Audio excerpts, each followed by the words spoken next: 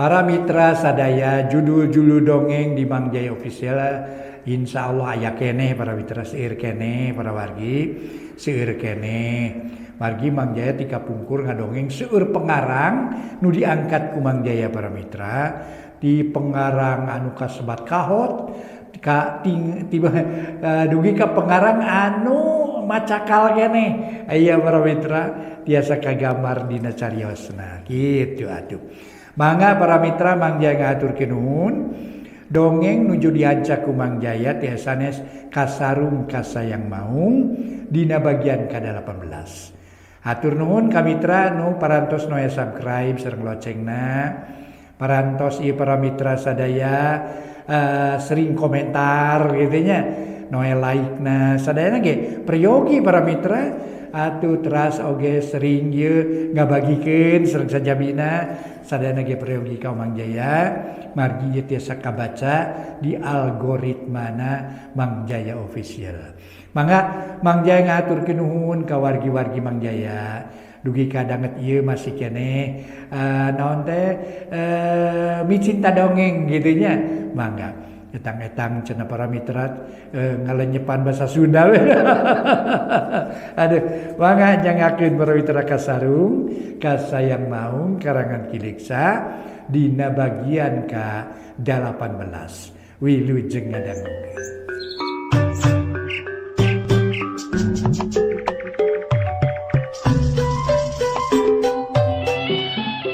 Para mitra sadaya, kurang teraskeun deui hanca nu katuna kamari carios nyambung judulna Kasarung Kasayang Maung karya Kiliksa. Dongeng kahaturkeun etang-etang hiburan pangbeberahmana. Mang Jaya ti studio ngahaturkeun rebu nuhun laksa ketika bingahan ka para mitra sadaya nu seueur marahatoskeun kana ieu acara. Hatur nuhun para mitra. Atuh bilih anu kasebat nami kasebih tempat, hapunten nu kasuhun. Kumargi ieu dongeng mung saukur sawangan. Fantasi para wargi dihade-hade sangkan saya dialus-alus sangkan payus gitu sarang ieu dongeng mung saukur wadul para wargi sadaya bohong naroskeun itu cenah make anu make bohong para mitra sadaya namina ge bohong bohong we kitu ulah dipercanten deui mung ulah nyebatkeun Mang Jaya tukang bohong kade mangga urang teraskeun. Dongeng upami telepat parantos dugi kana nalika Bilani nuju ngobrol sareng Mang Itok. Harita teh Mang Itok name sumping parantos ningalikeun kasaktianana kitu nya. Mangga urang teraskeun wilujeng ngadangukeun. Sanggeus Mang Itok nerangkeun nu aya patula patalina jeung dirina yen sabenerna manehna teh henteu munyung. Bilani tuluy nyarita deui. Kang Itok, lamun Kang Itok teu ngaku munyung mah syukur atuh. Tapi lamun nya kitu rek kumaha carana Prabu Malondra mere bantuan ka urang teh? Lantaran Kang Itok teu boga usaha nu matu. Sajaban ti kitu, urang mapan sawah teu boga, kebon jeung balongkomo teu boga pisan. Lantaran ari nu ngaran-ngaran usaha mah kudu aya jalana. Da mustahil atuh rek marura ganti langit onaman mah. Cik hayang nyaho terangkeun ka kami sakalian ngarah teu ragu-ragu. Cek Bilani nanya nu leuwih jero kalayan taliti tur ati-ati gancang ku Mang Itok dijawab deui. Nya syukur atulani ari kitu. Lamun maneh geus wani nanya nepi ka palebah dinya. Eta hartina maneh geus mimiti ngarti kana naon-naon anu dimaksud ku kami. Sok bandungan sing tenget. Ai Prabu Malondra teh mere bantuan ka urang lain urutan siluman orai atawa siluman buta hejo. Tapi ku jalan sejen deui. Ari carana mere bantuan teh lain langsung ku harta atawa duit, tapi ku jalan ngajaga kasalamatan urang salila urang neangan kipayah. Contona kieu. Lamun kami keur usaha neangan keur dahar sapopoe heug diganggu ku garong atawa begal, tah nu bakal ngalawan atawa anu bakal nulungan ka urang siluman maung. Jadi lamun usaha urang salilana bakal lancar teu aya gangguan. Contona sejen nya, lamun kami keur moros sato leuweung nu ngabahayakeun ka nyawa kami, siluman maung nu bakal nulunganana. ku jalan gitu urang bakal salamet serta hasil nu dimaksud kitu nya. Nah tinte contoh sejen ye, saupama kami aya nu nitah mangulkai atawa begawe berat, siluman maung nu bakal ngabantu mawa. Urang nu narima buruhna, kitu carana. Malah kamari ge di perjalanan, ka kami da anu pesen orai sanca keur sateun. Nyata hiji babah urang daya Bandung. Malna geus janji lamun meunang nu gede bakal dibayar mahal. Kitu contona telani, ceuk Mang Itok mereka terangan kabilani. Leuwih jentre tur eces. Atuh dibere katerangan kitu mah bilani ngartieun pok nyarita deui. Jadi kitu nya. Heueuh kaharti atuh ari kitu mah carana. Keun soal eta mah tuna heula. Ayeuna kuring nu rek nanyakeun perkara Basuri, narek dikumahakeun Basuri teh. Lantaran jigana bae nyaan Basuri teh bakal ngakalakeun ka Kang Itok jeung ka kuring. Samalah mah tadi isuk-isuk ye nya. Manehna geus datang deui ka dieu sarta nyaritana teh teu pikaresepeun ieu Kang Itok. Sajabati kitu make ngancam sagala rupa ka Kang Itok teh. Nu mata kuring mah bingung kudu kumaha atuh nya ieu nya. Nah oke kudu bingung sagala. Si Suri teh geus puguh rek ngagubruskeun ka urang. Si Suri boga niat rek ngabinasa ka urang. Ku jalan nyebakeun nyawa urang ka siluman buta hejo. Dah kulantaran kitu, sanajan kumaha bae ge si Suri rek dilawan ku kami. Malah kami ngarasa bunga. Lamun si Suri ngancam, jadi gampang ngalawana, aya jalan. Bobok mangi gorowong, aya jalan komo meuntas. Cik, caritakeun, ngomong naon cenah si Suri teh? Cik geura Kang Itok nya. Isuk-isuk keneh Basuri. Ka dieu ari mimitina mah jiga nu heueuh babarayaan ka Wasasari. Tapi barang dibejakeun Kang Itok eueuh sarta can hasil ngalalanak bodas. Tujuan ngama ke Basuri teh teu puguh. Malah minta deui duit jeung pare segala rupa nu geus didahar ku urang. Pan lieur tadi pikir-pikir mah. Ari salengkapna mah kieu geranya ye. Ulang harita bilani ngandengi ngadongengkeun caritana ucap-ucapan Basuri diteges-tegeskeun ditiru ku manehna siga nu nya. Malah taya nu kaliwat kabeh ditetek, imeut dicaritakeun. Sanggeus beres pok bilani nyarita kieu. Tak kitu caritaan Basuri teh Kang Itok. Nu matak engke mah ieu nya lamun geus reureuh capek kudu gancang-gancang tepungan Basuri ka ditu. Lantaran lamun henteu bisi ngonang siluman manten pikeun ngabinasa ka urang. Kitu Kang Itok. Cek bilani. Pok ku Mang Itok dijawab bari seuri nya kakak. Nanakeun nguntup nguyup ka Basuri. Enteng nu kitu mah. Tai kuku lah ni nu kitu mah. Na make sieun segala rupa sana teh. Cicing we keun kumaha kami eta mah lah. Engnya oleh kumaha ketakna si Suri. Moal ku kami moal ditepungan. Nah aja sangka nyusul ka dieu. Geus di dieu mah lah ku kami rek ditangtang gelutnya gelut patutunggalan. Urutan prajawara. Pira aku kudu eleh ku pantar si Suri. Tajalanak talu ka kami. Latu siluman maung nu kasohor galak. Turupang dipikasieuna nurut kana hayang kami. Soal ancaman si Suri. Rek ngalah nyawa urang tong dipake pikir ting tenang lah sana teh nah. Soal nyawa mah anu boga. Pangeran nu boga nyawa mah. Rek dicabut ayeuna pek teh teuing aya mah dikeresakeun kudu. Mulih ka jati mulang ka asana sana teh make jeung di hartina mah dimung-mung sagala rupa adi kudukeun mah. Ngan lamun urang rek dipake tumal ka ku si Suri keulaanan nya. Sok nyadikeun cai sabatok sewang jeung sikulup. Ku kami rek ditumal ngarah teurak ku pangawasa si Suri nu muhit ka siluman buta teh. Cek Mang Itok marentah ka bilani. Sanajan teu ngarti jeung bilani nangtung rek nyadiakeun cai nu dipenta ku Mang Itok. Sanggeus sadia sok dibikeun ka Mang Itok bari nyarita kieu.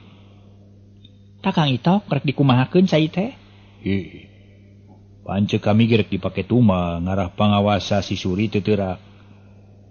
Sok tempokeun ku maneh ari hayang nyaho mah. Cik Mang Itok ku siwal ngaluarkeun bungkusan leutik nu diusi ku Sihung Bagong jeung cucuk lanak bodas. Geus kitu eta dua jimat teh dikeuman ku cai bari kegerenyeman mapakeun jampe pamake. Ngamat Ratu Maung Prabu Malondra, ngamat ratu lanaknya eta anu geus kumanehna dielehkeun teh. Si Kulup jeung Bilani narempokeun teu wani nyarita. Mang Itok sanggeus beres jajampean pok nyarita. Sok arinum teh cai teh. Mudah-mudahan Prabu Malondra mantuan kana segala kasusah urang. Jeung Aki Juralit oge mantuan deui. Lantaran manehna geus janji rek buru-buru nulungan lamun urang meunang kabingung. Cek Mang Itok bari song nyodorkeun cai ka Bilani jeung si Kulup. Duanana teu warani ngabantah ka Mang Itok terus ngarinum cai. Ku Mang Itok disodorkeun sanggeus beres nginum. Leng sirah Bilani karasa lieur. Bumi alam asa muter tetempoan ngadadak poek lir di guha peteng. Ngeng ku Bilani kadenge rupa-rupa sato leuweung. Upang tarikna kadenge sora maung nu tinggal laur. Patak keung matak maruringkak bulu punuk. Ari si Kulup sarua di rarasaanna teu beda jeung indungna. Tapi kulantaran budak keneh can kuat teu nahan nu kitu golepak si Kulup makapaehan. Terus ngagoler jiga nu sare tibra naker. Angin di luar ngahiuk ngagelebug tarik naker. Sora ngaguruh lir hujan silantang. Urang lembur Cihanjuang nu tadi geus laliar deui ngadadak pating purungkut. Sarieun ku sora angin. Meunang kira-kira saparapat jam lilana les angin teu kadenge deui. Bilani geus kumpul kabeh lelembutanana. Awak karasana harampang teu rariged gawas tadi. Malah si Kulup geus ngorejat deui hudang terus gigisik. Jiga nu kara hudang sare pok Mang Itok nanya ka Bilani. Kumaha karasana? Lani loba dedengean teu? Karasana teu pararuguh Kang Itok. Lalieur lareneng. Bumi alam asa tibalik. Kang Itok tetempoan jiga loba ari ceuli loba dedengean deui. Malah nupang tarikna sora maung. Tinggal laur patemalan teu beda tinu keur hareup. Ti heula samemeh Kang Itok datang. Naon teh hartina Kang Itok? Syukur ari kitu mah. Eta teh pihartieunana Ratu Siluman Maung geus sanggupeun ngajaga urang tina sagarupa bahaya. Pokona tina sagala panca bahaya rek dijaga. Datangna ka dieu diajabkeun ku sora angin nu ngaguruh di langit. Eta angin sanajan sakumaha tarikna ge teu matak ngaganggu ka tetangga atawa kana tetangkalan atawa imah. Nu matak lamun engke deui saupama kami ngamat Siluman Maung maneh ulah kaget. Jeung teu kudu reuwas lamun ngadenge nu kalaritu. Geus ayeuna mah kitu teu kudu loba pikiran, soal si Suri teu kudu dipikasieun. Sok kami geus suguh handar geus lapar ieu ya. Kumaha ieu teh tadi candahar ieu?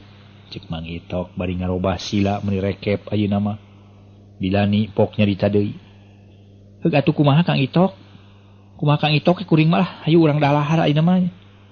Jeung si Ujang meureun candahar da lapar deui lah. Kaburu ku ribut sieun ku sora maung. Cek Bilani leos ka dapur rek nyadiakeun dahareun. Teu lila geus datang deui bari Mas Hangu jeung nu sejena. Kalayan teu loba dicatur berak dalahar ngariung di tengah imah ponyo naker daharna. Para mitra, dina waktu nu sarua di imahna Mang Ucin aya 3 jalma nu keur ngarobrol.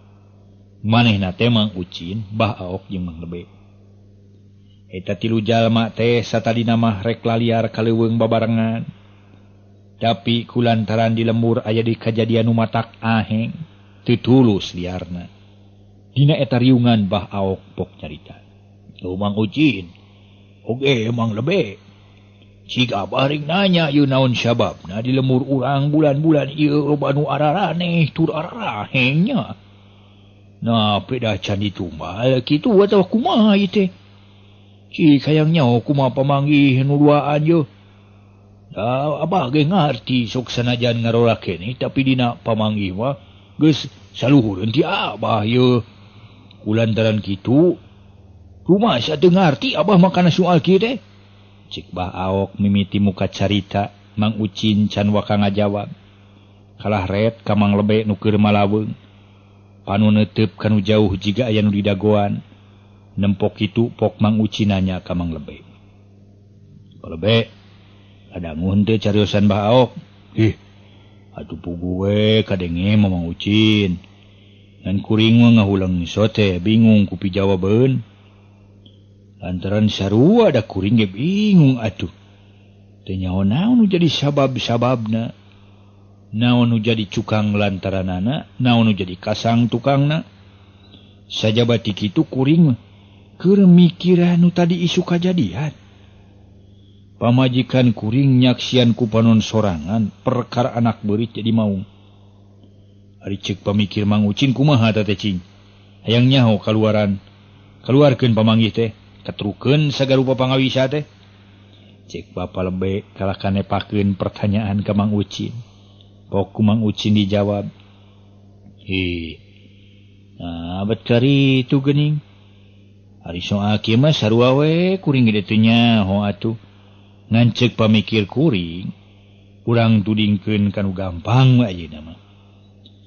Di lemur urang loba kajadian nu araneh ti mimiti waktu si Itok pamawa orai sanca. Kulantaran kitu lamun urang hayang nyaho kana sababna, alus urang tanyakeun atuh ka si Itok. Lantaran manehna nu mimiti nyieun kaributan. Jeung deui kuring mah boga sangkaan sok sieun dibabawa ku si Itok ta orai siluman teh.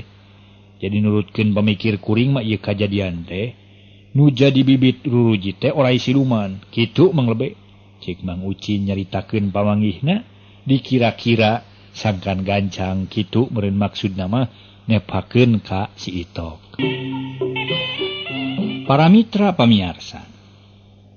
Atuh harita Mang Lebe sabada dicaritaan ku Mang Ucin. Di mana Mang Ucin nemrakeun pamanggihna ngeunaan aya patula patali jeung kaahengan di lembur Cihanjuang teh. Saterusna Mang Lebe nempas. Ari ceuk pamikir kuring mah kieu Mang Ucin. Soal orai anu ku si Itok mah asa teu boga dosa ceuk pamikir kuring. Tapi nu jadi pikiran kuring beurang jeung peuting nyaeta perkara maotna Nyi Rustia nu dipake wadal ku basuri urang Cikarancang teh. Nurutkeun omongan batur. Nyaeta basuri hartina mah ngawadalkeun Nyi Rustia. Kitu ge nurutkeun omongan batur sok ngobrolkeun perkara eta. Jadi ceuk pamikir kuring mah nu mimitina jadi ulon-ulon teh pangacau teh nya teh basuri teh urang Cikarancang sobat medokna Mang Itok. Ceuk pangakuan kitu sote. Lantaran dina kanyataan mah bau Mang Itok nu rek dipake caos atau wadah ku basuri. Ngan jigana bae Mang Itok sakulawarga masih ditangtayungan keneh ku nu kawasa. Ari nu kaparengan apes Nyi Rustia sorangan. Lantaran Nyi Rustia ngahakan atau ngadahar eupan basuri teh Nyi Rustia sorangan. Tah kulantaran kitu ceuk pamikir kuringnya. Nu jadi bibit rurujit, nu jadi kasang tukang, nu jadi sabab lantaranana marga lantaran taya liat iwati basuri. Ngan tetep dina hal ieu ngaran Itok kabawa-bawa dina soal ieu teh kitu ceuk pamikir kuring mah. Ceuk Mang Lebe nyaritakeun pamanggihna nu geus di jalanan ku Mang Ucin. Bah awok barang ngadenge caritaan Mang Ucin jeung Mang Lebe. Pok nyarita bari rutret kanu duaan. Waduh. Utete lah abah mah tinggalin zaman. Hari sabab abah mah teu boga pikiran nepi ka palebah dinya. Lamun carana mah kieu tu ayeuna mah kulantaran init kaleuweung kagok da geus peurang. Sajabati kitu abah mah sing sieuneun keneh ku surah maung eta. Sok sieun datang kaleuweung disampakeun ku maung keur nyangereng rek ngarontok. Kumaha lamun urang arulin we kasih Itok atuh ka ditu. Di dinya urang ngarobrolkeun perkara nu bieu satuju tah henteu. Cek Bah Awok usul. Taya hartina bah lantaran si Itokna ge pan teu aya. Teu aya di imah geus aya kana samingguna. Paling-paling ngobrol jeung pamajikanana atawa jeung anakna. Nya kumaha tuh Pak Lebe? Cek Bah Awok nanya ka Mang Lebe, pok ku Mang Lebe dijawab. Ari ceuk kuring mah pikeun meakeun panasarannya mending ka si Itok we ayeuna. Atuh lamun si Itokna can datang, atuh naon ngobrol jeung pamajikanana pan sarua meureun. Lantaran diperlukeun ku urang malain si Itokna tapi katerangan ngeunaan Bah Suri jeung kalakuanana. Sugan we ari geus nyaho sabab musababna mah. Ieu lemur urang teh bisa ditarekahan sangkan teu didatangan ku para dedemat-dedemit. Atau kumaha we carana ari geus nyaho sabab musababna mah. Cek Mang Lebe nya tujuan kana usul Bah Aok. Pok Mang Uci nyarita. Lamun kitu mah kuring eleh atuh hiji lawan dua meureun nya. Nya teu naon lah. Sok satuju kuring ge. Keune eueuh si Itokna mah teu boga niat goreng urang mah. Jeung sanunya hos Itok geus datang hayulah. Cek Mang Ucin bari jung nangtung giak naker. Bah Aok jeung Mang Lebe ge nurutan narangtung malah pok Bah Aok nyarita. Bangun anu bunga. Tah. Alus kitu mah. Jadi urang mah ulah sok pahareng-hareng kawas ucing jeung anjing pasea eueuh tungtungna. Tapi salilana kudu saluyu dina sagala rupa perkara. Apaan ari hasil babadamian mangeunah karasana moal pakia-kia jeung moal silih betot nu akhirna matak pegat. Hayu urang arinit. Cek Bah Aok bari init pangheulana. Terus dituturkeun kuduaan nyaeta Mang Lebe jeung Mang Ucin. Tiluan laleumpang salsenaker maruru ka imahna Mang Itok.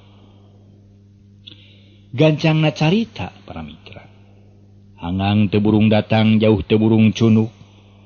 Tilu jalma gegedug lemur Cihanyuang geus tarpi ka imah Mang Itok. Datang-datang pok Bak Aok uluk salam. Bari keketrok kana panto.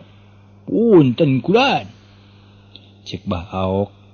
Bari cukup ku sakali nyebut punten kabeneran pisan harita Mang Itok sakulawarga karek beres tas dalahar.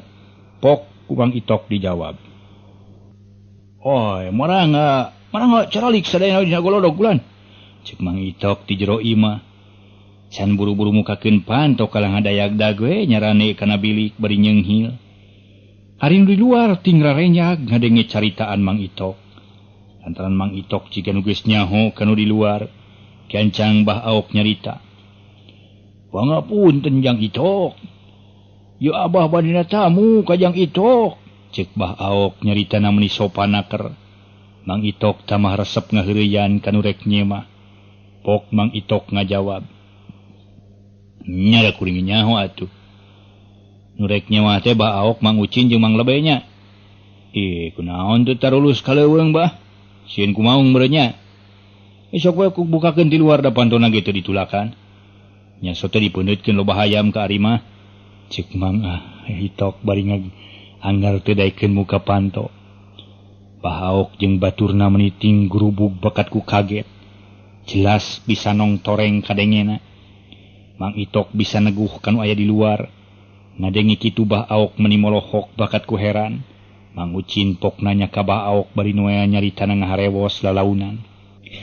Bah, nu nyarita teh si Itok lain. Nagedeng si nyaon ka urangnya, bawa-bawa lain si Itok eta mah. Utuh ngabah ge abah kitu nyaho. Tapi teu naon lah. Sae-sae pokona mah urang mah darek nyemah. Sok buka pantona Mang Ucin, horea mah gua mah. Ya Bah Aok sarua ngaharewos, Mang Ucin pok ngaharewos ka Bah Aok. Ku abah we lah. Lantaran punten lagi abah. Sanu ngarampaseun endur panas. Da kuring mah tadi ge ngan sakadar nganter wungkul. Cik Mang Ucin bari mundur ngajauhan. Ngajauhan panto imah Mang Itok. Bah Aok ngahuleng lantaran bingung sabab teh sangkare kitu jadina. Di jero imah pok Mang Itok nyarita cakakak seuri bangun nikmat. Bah, kunaon kalah ting haruleng kitu? Buru atuh rek nyemah bisi kuring sarangeuk manten ari mana? Jeung bener pisan eta teh Mang Ucin. Sanu ngarampaseun eta nu ngarasa panas. Lantaran nu anggar anu panas mah anggar seuneu. Cek Mang Itok anggar nyarane kana bilik. Suku disanghunyar lamarkeun ka tengah imah. Bah Aok sabatur-baturna ukur bisa ting polohok bari papelong-pelong tiluan. Halusna keur kitu kurunyung aya si kulup di pipir imah. Terus nyamperkeun ngadeukeutan panto sarta brai panto dibuka ku si kulup. Nabreh katempo jelas pisan Mang Itok keur ngadayagdag nyarane kana bilik, bari nyarengeh nyeng serikeun kanu tiluan. Geus katempo bagug mah pok bah aok nyarita deui. Pangapunten Jang Itok. Yu abah seueur rencangan bade natamu ka Jang Itok, mugi kersanampi ujang. Cek bah aok bari dodongkoan jiga nu era naker ku Mang Itok. Mang Itok meuni ngabarakat taksiri nempok kelakuan bah aok pok ngajawab. Bah, naonan ari abah jiga teh abah teh meuni ridho nyiksa awak sorangannya. Naon eta teh meuni murungkut bari dodongkoan. Ulah kitu babisi kuring teu bisa males ngahormat. Lantaran kuring mah hampura we atuh ku sararea da. Teu bisa nyarita lemes kawas kaum priayi. Sabab geus tutumaneun nyarita kasar. Sok caralik sakapalaina masing-masing. Bade dina golodog mangga, dina palupuh mangga, dina bang barung mangga, bade ngariung di dia di tengah bumi mangga deui. Sok atong isin-isin. Saya tadi ge parantos dipiwarang kalabat ku kuring teh. Dasar we semahna baranel, cek Mang Itok bari sila ayeuna mah. Bah aok para mitra jeung Mang Ucin, Bang Lebe tingkat tayep arunggah ka imah Mang Itok. Bukgek dariuk sila, ngajalemprak ngariung di tengah imah. Sanggeus sarerea tarip tarapti dariukna pok wah aok nyarita. Oh Jang Itok. Punten we abah teh teh parantos kumawan tundongkap ka ieu tempat teh ngadeuheusan ka Jang Itok. Ari sajabi ti kitu teh. Hapunten anu kateda bilih abah sapara kanca kirang tata sareng kirang titi dina mayunan Jang Itok kitu sungun. Salajengna mugi bae Jang Itok teh janten rengat penggalih runtag nyamana sareng teu ngaraos kaganggu ku kadongkapan abah sapara kanca. Atuh salajengna pamugi Jang Itok kersanampi kana kadongkapan abah sapara kanca sakitu manawi. Cek bah aok para mitra bari ngeluk tungkul bangun ajrih naker ku Mang Itok. Atuh Mang Itok ngadenge caritaan bah aok meuni kakak seuri lelengakan pok nyarita. Ya abah. Ari abah waras henteu teh. Cik waler bah. Kuring mah mawa kamu ka ieu obrolan ye. Lamun abah teu ngajawab kana pertanyaan kuring ye. Lamun abah geus dijawab kalayan jujur, hayu urang ngobrol jeung kuring. Sanajan sapoe sapeuting teu naon lah. Lantaran kuring mah ngarasa heran nempo kalakuan bah aok beda ti sasari ye. Komo ngadenge ceritaan abah matak pikasirieun. Kuring teh beuki heran bah. Tah kulantaran kitu sok jawab bah, waras henteu? Cik Mang Itok bari melong ka bah aok nu keur ngeluk tungkul. Malah Mang Lebe jeung Mang Ucin sarua teh anu wani culangung ayeuna mah. Para mitra sadaya. Kulantaran ningali kaayaan Mang Itok beda ayeuna mah ti sasari. Para mitra sadaya. Barang bah aok tadi ditanya ku Mang Itok ngeunaan waras henteuna. Atuh gancang ngajawab tapi anger kalakuanana kawas tadi malah beuki hormat naker. Aduh, kantenan we waras mah Jang Itok. Margi saupami abah teu waras, moal kieu atuh ujang. Jawab bah aok beuki murungkut bae. Mang Itok heraneun pok nanya ka bah aok. Heuh nya syukur atuh ari waras mah bah. Kumari anu sajian diwararas deui ye. Cobi waler ku abah. Ari perkawis nu sanesna mamangga we taros ku anyun Jang Itok. Oh nya. Cik Mang Ucin kuring ngarek nanya ye. Ari Mang Ucin sareng Mang Lebe wararas, cobi manawi Mang Ucin tiasa henteu yen nerangkeun ka kuring. Cik Mang Itok ngareret ka Mang Ucin. Mangge kalihna Mang Lebe pangestu teu kirang sawios-wios ujang. Nanging sawangsuna kumaha Jang Itok damang ieu teh. Jawab Mang Ucin bari rengkuh hormat. Mang Itok beuki bingung bae. Ngadengi jawaban semah nu sarua matak bingung. Lantaran ucap-ucapan jeung rengkak paripolah jadi barareda ti bareto. Pok Mang Itok nanya deui ka Mang Ucin nyarita ngahaja lalaunan semudaria naker. Mang Ucin. Pertanyaan kuring teh lain kadinya loyogna. Tapi nu dimaksud ku kuring teh kieu geura. Bah aok Mang Ucin jeung Mang Lebe teh katingalina ku kuring jiga nu teu waras. Ari sabab pangna kuring bisa nyarita kitu teu sarua jeung nu geus-geus. Malih meni jauh pisan bedana. Sedang ari bareto maafan lamun nyarita teh ka kuring. Teu biasa suluang silaing dewak dewek. Nyarita sakumaha umumna jeung sasama. Malah kulantaran kuring marumasa sahanapeun dina sagala-galana. Sanajan disebut silaing atau maneh ge teu ieu matak jadi pikiran. Lantaran asa leuwih marnah kitu jeung tibatan kawas bieu. Tah kulantaran kitu kuring rek nanya sakali deui. Nah kalakuan Bah Aok sapara kanca teh ngabodor atau bener-bener ngahormat ka kuring? Lamun ngahaja ngahormat ka kuring naon nu jadi sababna? Naon nu jadi cukang lantaranana? Naon nu jadi kasang tukangna? Lantaran tara-tara tisasari atuh. Mata kuring kaget ye. Tah kitulah pangna kuring nanya ka Bah Aok, Mang Ucin teh. Sok jawab sakali deui Bah. Cek Mang Itok bari neuteuk neuteep seukeut ka Bah Aok. Atuh nu diteuteep meuni rampang reumpeng bakat ku bingung. Kudu kumaha nyapi jawabeun sangkan kahartieun ku Mang Itok. Ret ngareret ka Mang Ucin Bah Aok teh. Nu direret surti pok nyarita lalaunan ka Bah Aok. Mangga atuh terangkeun ku Abah sun. Abdi mah ngiringan we sapangersa Abah. Margi abdi ge bingung duka kedah kumaha sun. Cek Mang Ucin bari melong ka Bah Aok geus kitu mah pok Bah Aok nyarita lalaunan ka Mang Itok. Yang Itok hari tingkah laku Abah sapara kanca teh sanes ngabodor ujang, sanes teu waras deui. Nanging kalakuan Abah kitu teh timbul tina ati sanubari nu suci, kalayan kedah tina niat nu hade. Ari pangna Abah ngadadak robah kalakuan teu kawasa sari teh. Abah teh ngarasa dosa jeung ngarasa salah lamun teu ngahargaan ka hiji jalma nu geus mungguh ajenna dirina.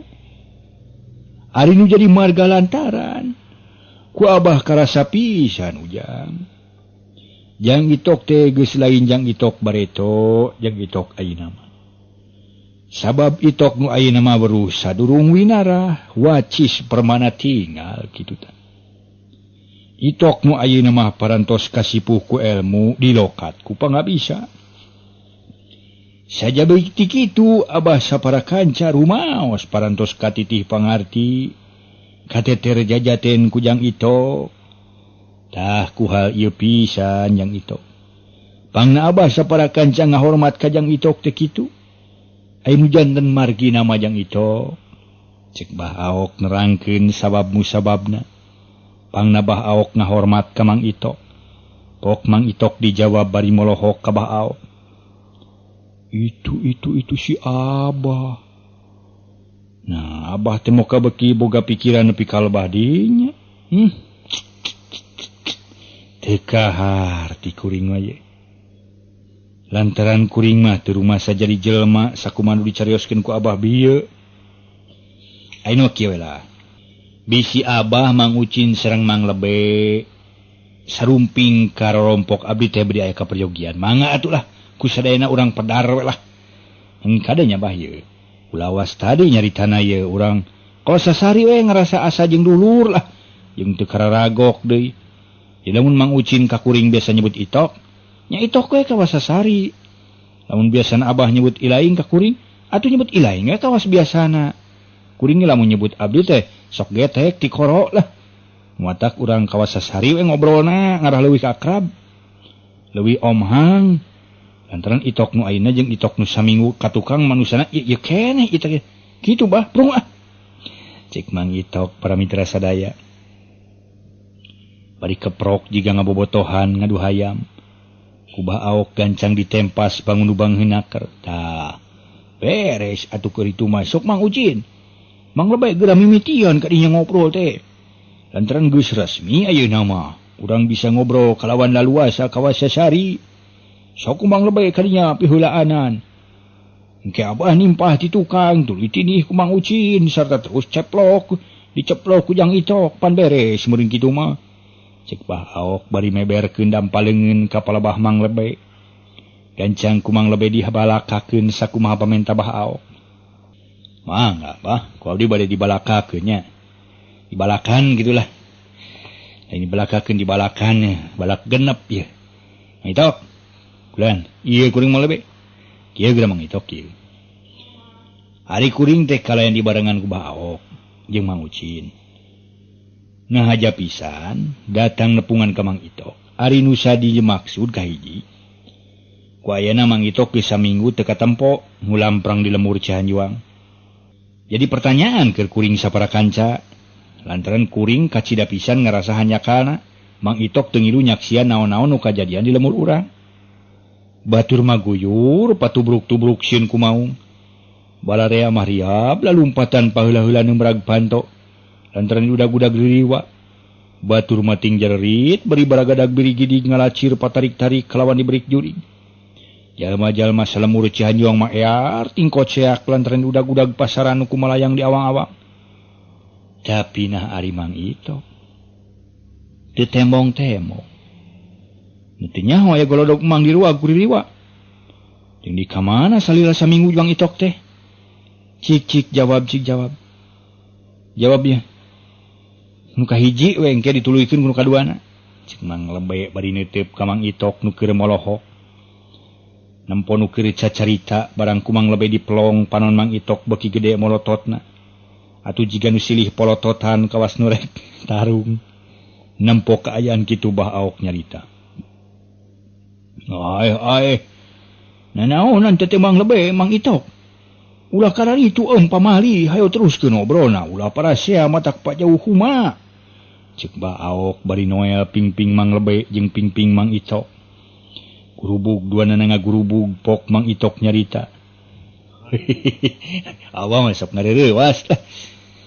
Ke heula Mang Lebe inya. Ulah warusuh. Ulah wakarusuh aya paribasa kolot nyebutkeun sok gancang pincang cenah nya. Ku kuring moal bakal dijawab rek nyokot heula cai lantaran hayang nginum kuring teh ya babakuna mah. Cek Mang Itok koloyong ka dapur tiluan ting polohok bari gogodeg nempo kalakuan Mang Itok. Mang Ucin pok ngomong lalaunan. Tetela si Itok teh anger we adat namanya. Segala rupa sok mawa karep sorangan. Mun kita tadi ari nya mah hayak nyuguhan cai atuh. Cek Mang Ucin bari melong ka urut ngaliwatna Mang Itok.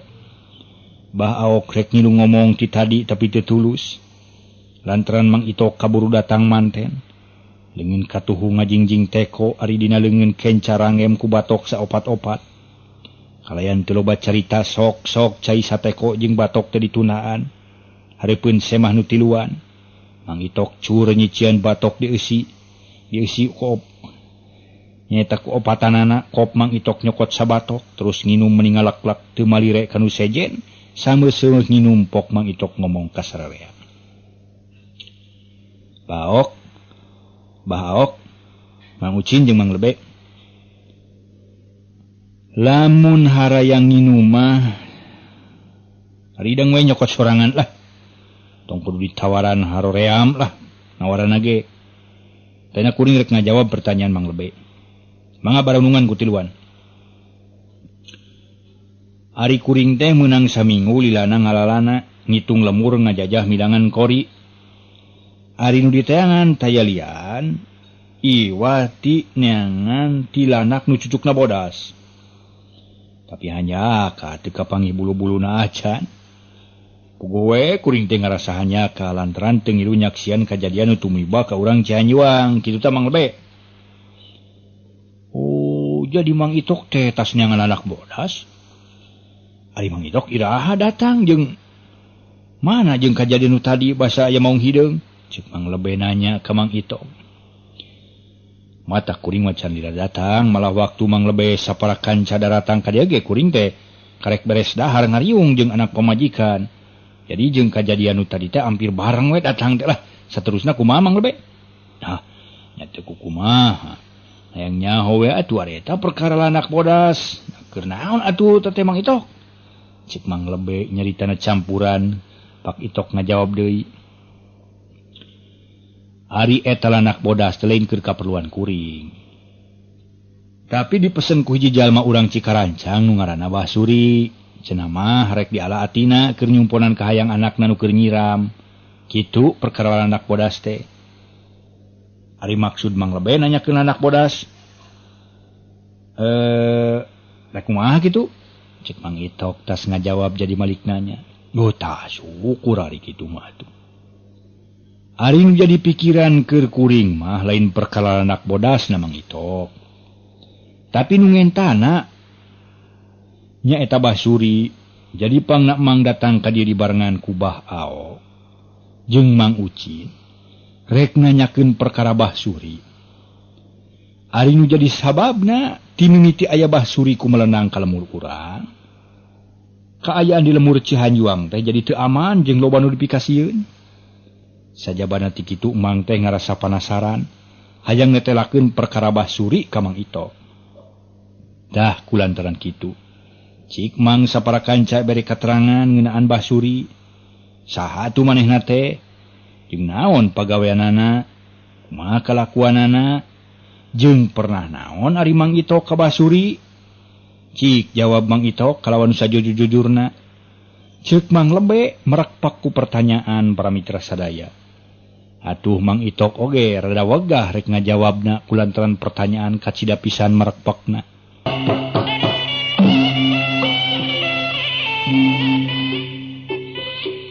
Para mitra sadaya, tadi ge barang ngadenge pertanyaan nu kacida merekpakna ti Mang Lebe.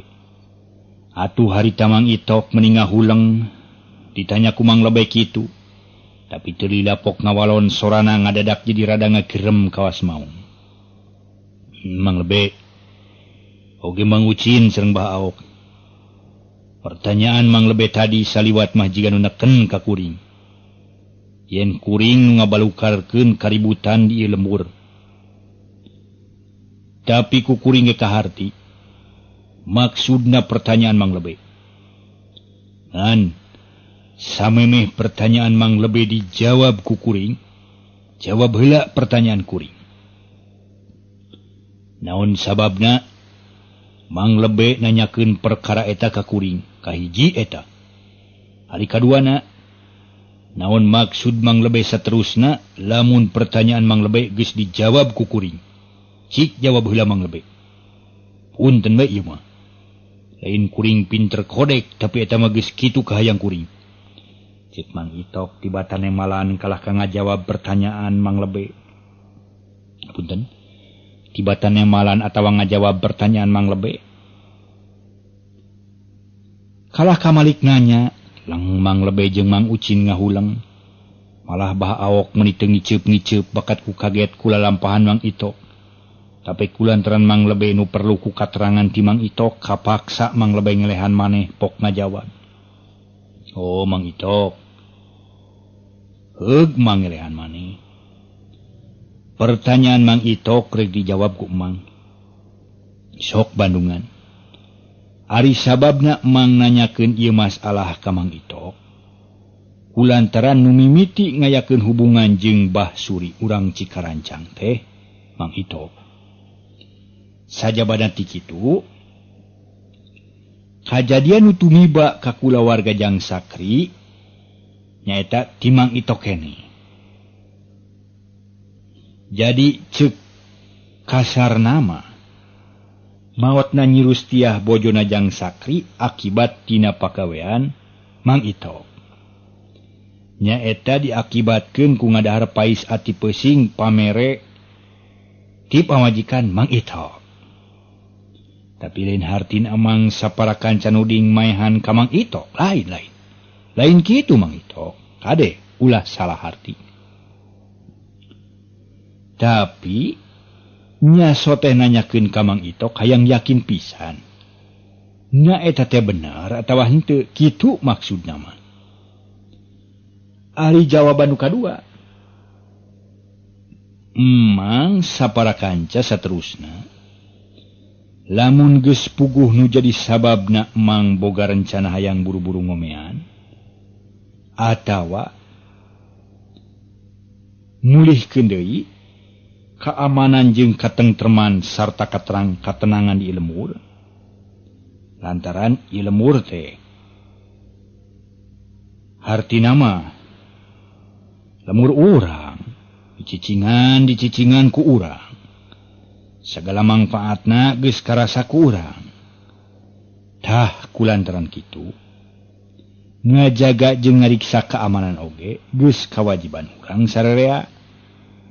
Jadi emang teh hayang ngabebaskeun ieu lembur Cihanjuang tina gangguan para dedemat-dedemit para siluman. Urang lembur Cihanjuang geus harayangeun sare tibra ulah diganggu ku rupa-rupa kasieun. Lamun perlu ditumal mah ditumal. Nya urang tumal lembur ieu teh sakitu maksud Mang teh jang itok. Ceuk Mang Lebe nyaritakeun rencana anu sakumaha geus dibadamikeun. Jeung Bah Aok katun Bang Ucin. Atuh geus kitu mah ku Mang Itok ditempas. Jadi kitu maksud Mang Lebe teh nya. Duh. Nan hanya ka waktuna kaburu beak Mang Lebe.